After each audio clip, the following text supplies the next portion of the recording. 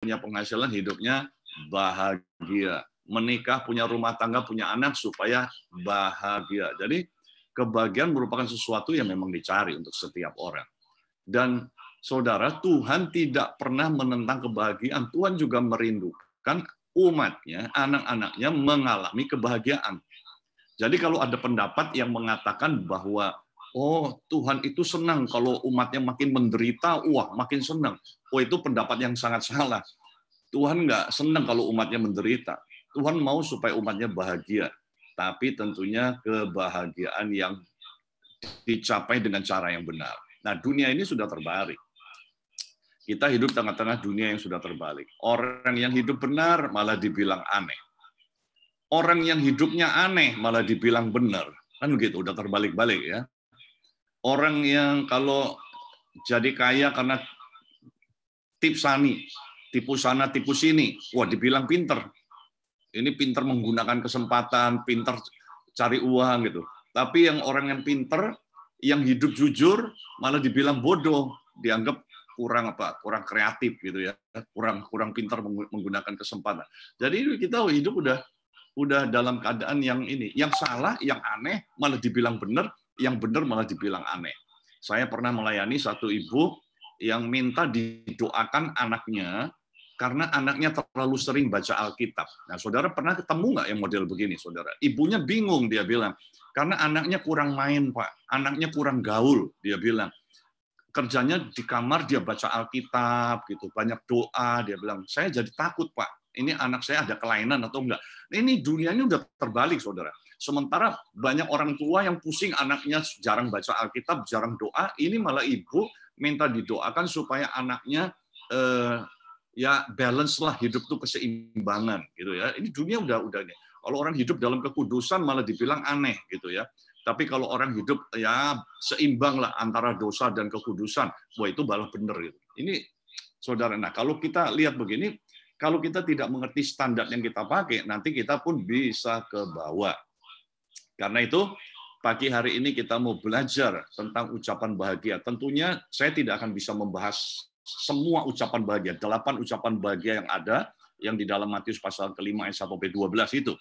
Tapi nanti kita lihat aja, karena waktu kita terbatas, cuma 25 menit.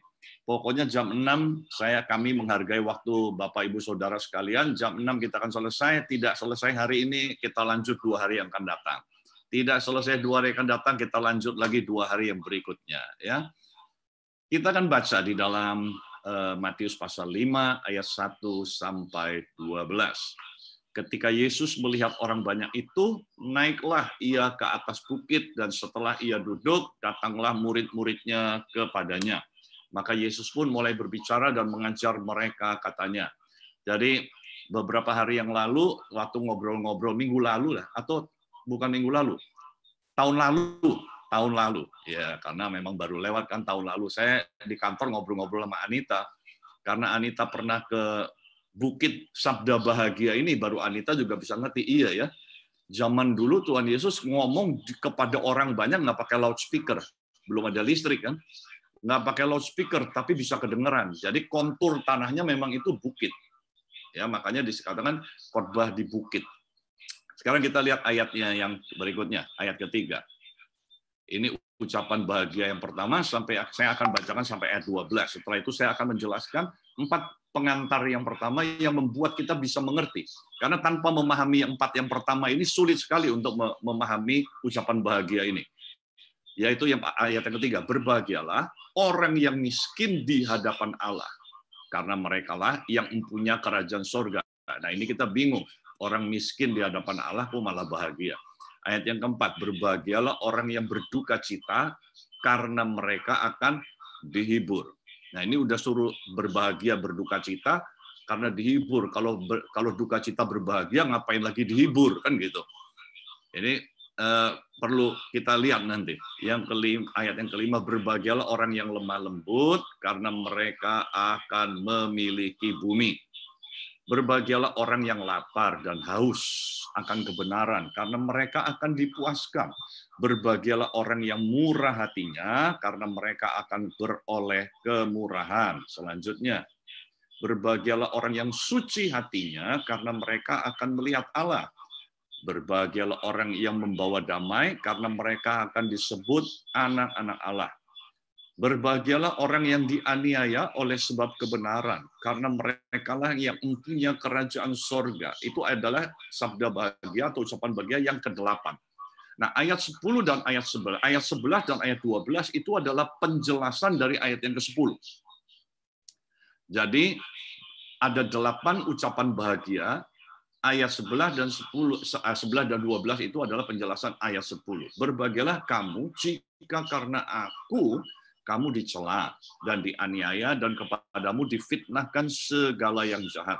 Bersukacita dan bergembiralah karena upahmu besar di surga, sebab dengan demikian juga telah dianiaya nabi-nabi yang sebelum kamu. Oke, kita kembali lagi yang ke Oke. Jadi saudara, kalau kita membaca ucapan bahagia tanpa mengerti tentang 4 pengantar kerangkanya, maka kita akan sulit untuk memahaminya. Nah, pagi hari ini coba kita akan melihat kerangka yang pertama adalah ucapan kata berbahagia. Saudara, Tuhan mengatakan berbahagialah, berbahagialah. Kalau terjemahan bahasa Inggris dikatakan bukan happy, tapi blessed. Diberkatilah. Jadi beda. Kalau terjemahan bahasa Inggris, baik itu King James Version, baik NIV, baik itu New English Translation atau apapun, mereka menggunakan istilah blessed. Nah, kata dalam aslinya, bahasa aslinya itu makarios. Makarios itu mengandung arti 2, yaitu bahagia dan diberkati. Bahagia dan diberkati. Jadi ketika Tuhan Yesus mengatakan blessed, atau berbahagialah orang yang miskin di hadapan Allah, yang dimaksud berbahagia itu adalah makarios. Orang yang diberkati dan orang yang merasakan bahagia. Ini adalah 2 hal yang berbeda. Bahagia itu bicara tentang perasaan. Kalau diberkati itu bicara tentang realita, kenyataan. Ada orang yang diberkati tapi belum tentu bahagia. Kok bisa ada orang yang sudah diberkati tapi tidak bahagia? Banyak, saudara. Ada orang yang diberkati suami atau suami yang ganteng, istri yang cantik, tapi hidupnya nggak bahagia. Ada kan? Ada orang tua yang diberkati anak-anak yang baik, anak-anak yang pinter, tapi nggak bahagia. Ada anak yang lahir di tengah-tengah keluarga yang diberkati Tuhan, sekolahnya pendidikan tinggi, bisa kuliah di luar negeri, tapi nggak bahagia. Saudara, ini kenyataan. Diberkati dalam satu sisi, dia bisa punya kesempatan sekolah di tempat yang baik, dia punya kesempatan untuk kuliah di luar negeri, tapi nggak bahagia. Saya sudah ketemu banyak orang-orangnya, orang-orang yang ngeluh, komplain, dan sebagainya. Tapi sebaliknya, ada orang yang bahagia, tapi kurang diberkati. Dia bahagia, tapi kurang diberkati. Nah, pengertian makarios tidak seperti itu. Pengertian makarios adalah orang yang secara kenyataan, secara realita, dia diberkati. Dan secara perasaan, dia merasakan bahagia. Itulah makarios. Jadi inilah yang disebut kebahagiaan sejati. Bukan cuma kelihatan bahagia. Sekarang ini banyak orang yang kelihatan bahagia, betul nggak? Dari luar kelihatannya bahagia, senyum-senyum gitu ya. Saya pernah melayani suami istri di dalam jemaat. Nah, kalau saya bilang di dalam jemaat, jangan saudara langsung bertanya-tanya, siapa dia? Gitu ya. Langsung cari-cari siapa dia. Jadi ini terjadi puluhan tahun yang lalu, karena jemaat kita sudah 31 tahun. Puluhan tahun yang lalu suami istri, istrinya datang ke saya minta konseling, dan saya kaget setengah mati saat itu. Kenapa? Karena dia bilang, Pak, saya sudah tidak tahan hidup sama suami saya. Gimana saya nggak kaget? Karena kalau datang ke gereja hari Minggu, gandengan, saudara. Suami istri ini kalau datang ke gereja hari Minggu, gandengan. Jadi di mata saya kelihatan bahagia. Betul nggak? Di mata jemaat yang lain kelihatan bahagia. Tapi ternyata waktu konseling dia bilang, Pak, saya udah nggak tahan. Udah bertahun-tahun kami nggak kuat, Pak. Kami udah kayak begini, sebenarnya kami udah ribut besar katanya. Ini udah tidak mungkin ada perdamaian lagi. Coba saudara bayangkan. Sudah tidak mungkin ada perdamaian, barulah dia datang mencari hamba Tuhan, supaya hamba Tuhan bisa memperdamaikan. Kira-kira begitu gitu ya. Kalau selama masih bisa memperdamaikan sendiri, dia nggak cari hamba Tuhan. Sudah istilahnya mentok, udah nggak bisa diperdamaikan, baru cari hamba Tuhan. Makanya hamba Tuhan kadang-kadang juga bisa stres, saudara, kalau nggak hati-hati. Kenapa? Karena ketemunya yang modelnya begini-begini, yang sudah tidak bisa diperdamaikan baru datang gitu ya. Nah, saudara, Makarios punya pengertian tidak seperti orang yang kelihatan bahagia, tapi betul-betul dia mengalami kebahagiaan yang luar biasa. Nah, pengertian yang kedua, pengantar yang kedua, ini tadi kalau Tuhan bilang berbahagialah, itu Makarios, artinya dia diberkati, secara realita dia diberkati, dan secara perasaan dia betul-betul bahagia.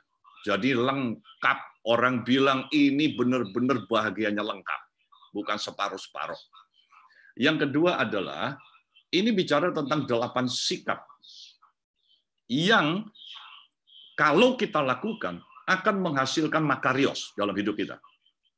Jadi ini adalah 8. Ya. Ayat 3 itu yang pertama, miskin di hadapan Allah, sampai ayat yang ke-10.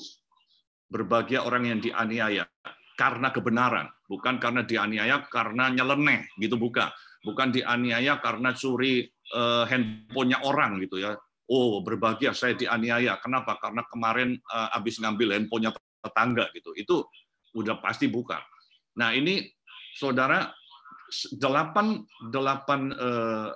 jalan yang kalau ini dilakukan akan menghasilkan Makarios. Ini prinsip yang Tuhan ajarkan. Sehingga kalau kita bisa melihat masuk yang ketiga, pengantar yang ketiga adalah ini merupakan hukum sebab akibat. Ya, ini hukum sebab akibat. Kenapa ini perlu kita ngerti dulu? Karena ini bukan semacam pemberian. Salah satu contohnya begini, kalau hukum sebab akibat. Kalau kita lakukan ABC, maka akibatnya akan menghasilkan DEF. Jadi DEF ini adalah merupakan akibat, hasil dari ABC yang kita lakukan. Contoh yang gampang, contoh pengertian yang gampang. Kalau saya mau punya otot saya jadi besar, otot ini jadi bagus, maka saya perlu olahraga angkat beban. Betul kan? Kalau saya olahraga angkat beban, maka otot tubuh kita akan bagus. Nah, itu merupakan akibat. Kita nggak perlu minta. Kita nggak minta, oh otot, biarlah engkau berkembang. Hai otot, biarlah engkau terbentuk. Nggak bisa, saudara. Kita kalau nggak olahraga, kita nggak angkat beban, percayalah, kita tidak akan pernah terbentuk ototnya. Terus kita berdoa minta, Tuhan, aku minta supaya ototku jadi bagus, ototku jadi kuat gitu ya. Tapi nggak pernah angkat beban, nggak pernah kita latih, tidak akan pernah terjadi. Kita sit up, kita latihan, jangan berharap akan six pack, 2 pack aja enggak, paling whole pack gitu ya. Karena nggak pernah ada latihan, jadi nggak bisa diminta, nggak perlu diminta. Kalau sebab akibat tuh nggak perlu diminta. Kalau kita lakukan penyebabnya, maka akibatnya, konsekuensinya pasti muncul. Nah, sabda bahagia itu seperti itu. Jadi bagian yang mereka akan memiliki bumi, mereka akan disebut anak Allah, mereka ini itu nggak perlu diminta. Kalau kita lakukan bagian yang pertama, maka yang kedua pasti akan muncul. Hasilnya pasti akan muncul.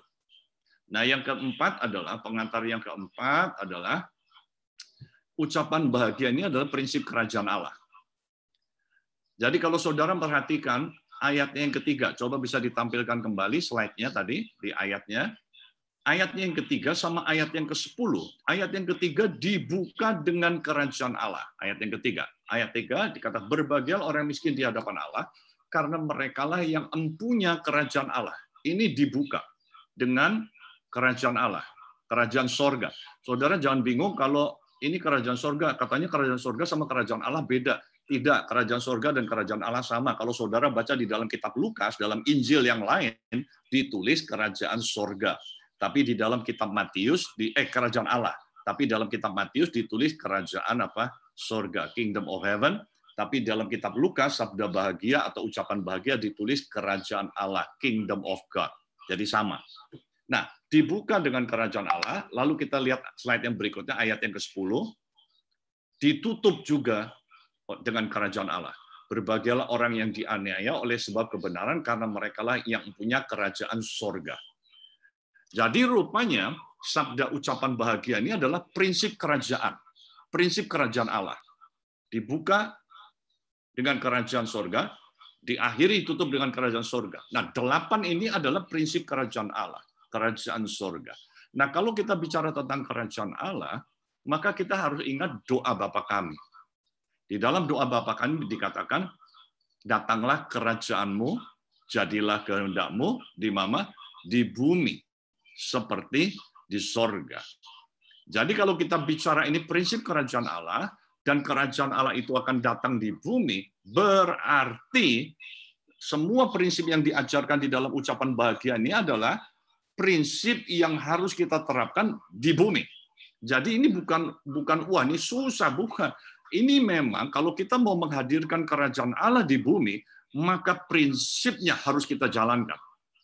Kalau kita mau hidup di dalam kerajaan Allah, prinsip-prinsip ini yang harus kita jalankan. Dan di dalam menjalankan prinsip ini, bukan hanya untuk orang-orang tertentu. Oh, ini orang suci nih, hanya orang-orang tertentu aja yang bisa. Mana mungkin kita berbahagia dalam keadaan miskin? Miskin kok bahagia? Bisa. Kita nanti akan lihat satu persatu tentang kebenaran ini. Oke, jadi 4 ini ya. 4 ini menjadi pegangan kita, kerangka pengantar kita, sehingga kita bisa dengan mudah untuk memahami 8 ucapan bahagia.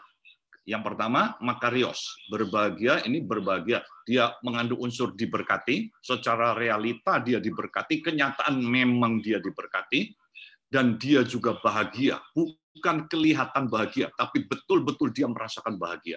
Yang kedua adalah dia ini ada 8 unsur, 8 sikap yang merupakan kalau kita lakukan akan menghasilkan makarios, kebahagiaan sejati. Yang ketiga merupakan hukum sebab akibat. Jadi akibatnya nggak usah diminta. Lakukan yang pertama, maka yang kedua pasti akan muncul. Sama seperti tadi, otot kita akan muncul secara otomatis, badannya akan jadi bagus kalau kita lakukan. Saya masih ingat waktu anak saya yang nomor 2, dia masih umur berapa ya, 12 kalau nggak salah, dan dia mau jadi pemain basket. Saya bilang kalau kamu mau jadi pemain basket yang baik, kamu perlu push up setiap hari, push up. Dan saya masih ingat sekali, push up 1 kali pun tidak bisa anak saya. Ini anak laki, saudara, push up sekalipun nggak bisa karena tangannya belum terlatih. Jadi saya bilang sama dia, kamu latihan push up. Dan saya masih ingat, saya ambil anduk, saya bilang kamu ambil anduk kayak orang lagi nimbang babi gitu ya, kalian nimbang badan gitu, saya pegangin, ayo sekarang push up. Karena waktu saya suruh push up gayanya lututnya di lantai, saudara, lalu dia push up. Ini mah bukan push up, saya bilang kalau lututnya nyentuh lantai. Kalau mau push up lututnya diangkat, saya bilang lurus badannya, lalu push up. Singkat cerita, mulailah dia 1 kali bisa push up. Dia bilang, papa jangan liatin aku malu dong, katanya. Jadi akhirnya saya, ya udah, aku naik dulu katanya. Dia latihan, dia naik ke atas hanya untuk push up 3 kali, tidak kuat, gemeteran, saudara, gemeteran. Baru ke-3 kali gemeteran, tapi dia bangga sekali. Dia turun ke bawah, dia bilang, papa, aku sekarang sudah bisa push up. Dia bilang, ayo buktiin. Di depan saya dia push up, kali yang ketiga udah nggak sanggup naik, saudara, gemeteran, udah jatuh. Singkat cerita, saya bilang gini, kalau kamu mau badan kamu bagus, push up tiap hari. Mulailah 3 kali 3 alias 9. 3 kali 3. Oke, siap, dia bilang. Nanti kalau sudah bisa 5 kali 5, singkat cerita akhirnya 50 kali 3 setiap hari. 150 kali. Dan sebagian saudara kenal, anak saya yang kedua itu badannya besar. Waktu dia sebelum kuliah, badannya gede. Nggak perlu diminta, hai otot jadilah berkembang dengan baik. Tidak perlu, saudara, dia cuma lakukan. Karena ini sebab akibat. Ya, ucapan bahagia ini sebab akibat. Yang keempat adalah ini prinsip kerajaan, dan kerajaan Allah hadir di bumi. Kerajaan Allah hadir di bumi, berarti kita perlu terapkan prinsip ini. Nah, sekarang kita masuk yang pertama. Masuk yang pertama. Berbahagialah orang yang miskin di hadapan Allah, karena mereka yang empunya kerajaan sorga. Nah, ini aneh. Kenapa dikatakan orang yang miskin kok bahagia? Kok bisa orang miskin bahagia? Karena selama ini kalau kita dengar kata miskin adalah kata yang nggak enak, betul nggak? Miskin ide, alias nggak punya ide, gitu kan? Kalau miskin itu serba kurang artinya gitu loh. Miskin kreativitas gitu ya. Memang orang ini nggak kreatif gitu ya. Terus apa? Ya macam-macam lah. Nah, kok bisa bahagia? Nah, saudara, kalau terjemahan bahasa Inggris masih dibilang poor in spirit, miskin dalam roh. Tapi kita memahaminya gimana ya miskin dalam roh gitu ya? Roh kok miskin gitu? Emang roh miskin, roh kaya tuh gimana caranya gitu? Kalau orang miskin sama orang kaya kita bisa bedain. Kalau roh miskin sama roh kaya tuh kira-kira gimana gitu? Kalau orang yang rohnya kaya artinya dia kemana-mana bahasa roh terus. Oh ini kaya nih. Kenapa? Karena bahasanya banyak gitu. Bukan, saudara. Kalau kita lihat, kita akan bisa mengerti ketika kita tahu di dalam bahasa aslinya. Kata miskin dalam bahasa Girika ada dua kata yang dipakai, yaitu tokos sama penes. Ini dua kata yang punya pengertian yang berbeda. Kata tokos itu kata kemiskinan absolut, orang yang benar-benar miskin, nggak punya apa-apa udah. Rumah nggak punya, semua nggak punya. Miskin absolut, udah nggak ada lagi dia. Istilahnya orang tokos ini adalah orang miskin yang betul-betul hanya berharap dari pemberian orang. Kalau dia nggak ditolong, habis dia udah. Karena dia udah nggak punya apa-apa lagi. Tapi kalau penes adalah orang yang miskin, serba kurang. Dia masih punya rumah, tapi rumahnya kecil. Katanya RS 12 gitu ya. Rumah sangat sempit, sesak sekali, sundul sana, sundul sini, gitu ya. Sempit-sempitan, gitu. RS 12 katanya. Ya boleh tambahin sendiri, mau RS 15, RS 16, saudara. Dia masih punya rumah. Dia masih punya, apa lagi ya, kalau penes, masih punya uang, tapi nggak banyak, gitu. Masih punya uang, gitu. Nggak banyak. Nah, yang gini nih, kalaupun dia nggak ditolong masih bisa bertahan. Dia masih punya motor, tapi ya motornya motor lama, motor tua, motor jadul gitu ya. Yang sebentar dia dinaikin, sebentar dia yang dorong gitu kan. Jadi motornya yang ganti-gantian gitu. Antara motornya yang menggunakan tenaganya dia atau dia menggunakan tenaga motornya gitu. Jadi ini masih punya, tapi tidak miskin absolut. Nah, petokos itu miskin absolut. Nah, yang dimaksud begini, poor in spirit, tokos, itu artinya orang ini di hadapan Tuhan menyadari bahwa dia ini kalau bukan karena Tuhan, dia nggak bisa apa-apa. Jadi orang yang poor in spirit, tokos, dia mungkin bisa aja orang kaya. Tapi dia di hadapan Tuhan, dia menyadari, aku ini nggak punya apa-apa. Semua yang aku miliki itu milikmu Tuhan. Semua yang engkau berikan dalam hidupku itu berasal dari engkau. Kalau bukan karena engkau, kalau engkau tidak menolong aku nggak sanggup Tuhan. Aku nggak bisa. Itu orang yang miskin di hadapan Allah. Poor in spirit. Jadi dia menyadari, nggak sanggup Tuhan. Aku nggak bisa apa-apa, aku bersyukur.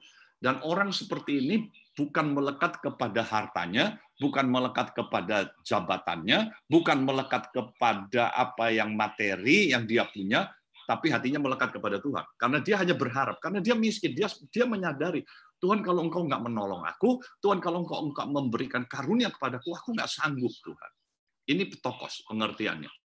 Dan Tuhan bilang gini, kalau orang mengalami seperti ini, engkau miskin di hadapan Allah, engkau tahu siapa sebenarnya di hadapan Tuhan, dia yang punya kerajaan surga.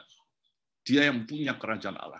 Justru di dalam keadaan yang dia tahu, dia tidak mampu, dia tahu bahwa dia tidak bisa tanpa Tuhan, malah Tuhan akan seluruh kekayaan kerajaan Allah itu akan datang kepada orang ini. Jadi ini yang disebut miskin di hadapan Allah. Orang dia sadar, dia tahu Tuhan, aku nggak mampu, aku nggak bisa apa-apa, aku nggak punya apa-apa. Semua ini dari Engkau Tuhan. Jadi bukan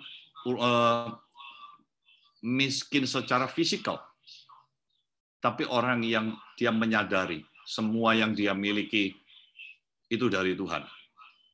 Dia menyadari bahwa semuanya itu milik Tuhan. Kalau Tuhan mau minta, dia kasih. Nah, saudara, kita pernah baca tentang orang kaya, seorang pemuda kaya, yang Tuhan bilang satu kali, jual hartamu, berikan kepada orang miskin. Nggak mau dia. Nggak berani. Kenapa? Karena hatinya melekat kepada harta. Padahal kalau kita tahu, kalau Tuhan, kalau misalnya orang kaya itu berani mengikuti apa yang Tuhan katakan, menurut kita semua, menurut saudara, dia akan jadi miskin atau jadi tambah kaya. Ketika dia mempraktekkan apa yang Tuhan katakan, ketika dia lakukan apa yang Tuhan katakan, dia jual hartanya, dia bagikan kepada orang miskin. Menurut saudara, orang muda yang kaya ini akan jatuh miskin, melarat, nggak punya apa-apa, atau dia justru semakin diberkati Tuhan. Kalau saya percaya, kalau orang muda yang kaya ini, dia taat apa yang Tuhan katakan, maka orang ini bukan jadi melarat, jatuh miskin, tapi orang ini justru semakin kaya di dalam Tuhan. Karena Tuhan pasti akan berkati dia. Jadi saudara, ini bedanya orang yang miskin di hadapan Tuhan sama masih punya apa-apa. Nah, kalau orang yang nggak sampai miskin di hadapan Tuhan, dia masih punya apa-apa, dia nggak sepenuh hati bergantung sama Tuhan. Masih bisa lah, itu masih bisa, saya masih bisa kerjain. Tapi kalau dia udah menyadari, Tuhan kalau engkau tidak menolong, aku nggak sanggup. Walaupun dia punya kemampuan, tapi dia menyadari, kalau Tuhan nggak tolong, nggak akan sanggup. Nah, ini yang disebut kita miskin di hadapan Allah. Bergantung sepenuhnya, menyadari semua yang kita miliki, kepandaian yang kita miliki hari ini, itu dari Tuhan. Kalau Tuhan nggak berikan kasih karunia, nggak bisa apa-apa kita. Harta yang kita miliki hari ini, itu semua adalah titipan Tuhan. Kita ini nggak punya apa-apa. Bukan milik kita, itu titipannya Tuhan. Sehingga kita nggak bisa sembarangan. Nah, kalau orang yang seperti ini, kita hanya berharap sama Tuhan. Tiap pagi akan datang sama Tuhan, minta sama Tuhan, Tuhan, berikan anugerah-Mu kepadaku. Berikan anugerah-Mu, Tuhan. Karena tanpa itu aku nggak akan sanggup, Tuhan. Itu yang Daud, dia berseru sama Tuhan, dia bilang, tiap pagi aku datang di hadapan-Mu. Tiap pagi aku menantikan Engkau ya Tuhan. Karena Daud ini punya hati sini. Poor in spirit. Orang yang miskin, petokos. Absolut poor. Orang yang miskin absolut di hadapan Tuhan. Tuhan, hanya Engkau yang aku butuhkan. Amin. Biarlah setiap kita juga punya, menyadari. Apapun yang kita miliki hari ini, itu milik Tuhan. Cuman titipan. Cuman titipan. Mau harta kayak, mau kekayaan kayak, mau kepandaian kayak apa, semua cuman titipan. Ini bertentangan dengan prinsip dunia. Kalau prinsip dunia ngasih tahu ada potensi dalam dirimu, ada kekuatan dalam dirimu. Kamu bisa, itu dunia.